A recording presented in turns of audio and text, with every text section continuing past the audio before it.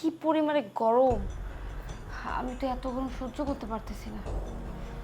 তোমাদের বাসায় তো একটা এসিও নাই যে একটু ঠান্ডা বাতাস খাবো।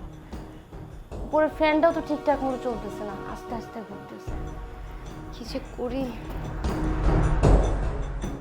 না ভাবি, আমগো বাসাতে তো কোনো এসি নেই। তা তো নিজের চোখেই দেখতে পাচ্ছি। আচ্ছা, এই গরমে কি করা যায়?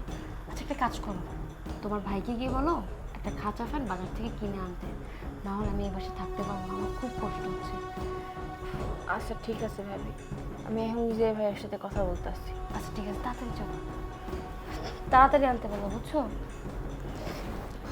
এত গরম কিভাবে থাকে ওর আল্লাহ।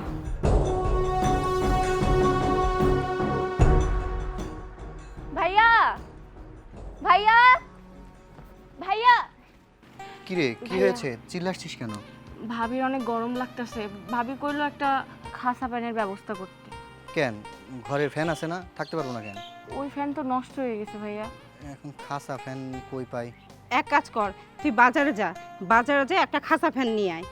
আচ্ছা ঠিক আছে, তুই তো ভাবির কাছে থাক, মা আমি যাই তাহলে একটা খাসা ফ্যানের ব্যবস্থা করি। তোর কাছে টাকা আছে তো?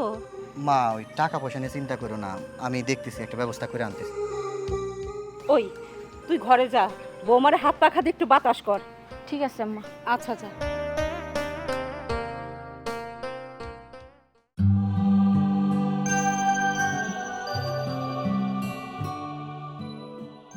বড় লোকের মায়া বিয়ে করে বাড়িতে নিয়ে আসলাম, আমার সংসারের অবস্থা তো তেমন ভালো না। বাড়িতে তো একটা ফ্যান নাই, এই মায়াটা থাকতো এসির মধ্যে। কি যে এখন করি, হাতে টাকা পয়সাও নাই যে একটা ফ্যান কিনবো। এক কাম করি, যাই ডেকোরেটরের দোকানে যাই, আপাতত 5-6 দিনের জন্য একটা ফ্যান ভাড়া করি, তারপরে হাতে টাকা হইলে একটা ফ্যান কিনবো না। হ হ, এটাই ভালো হয়, যাই ডেকোরেটরের দোকানে যাই।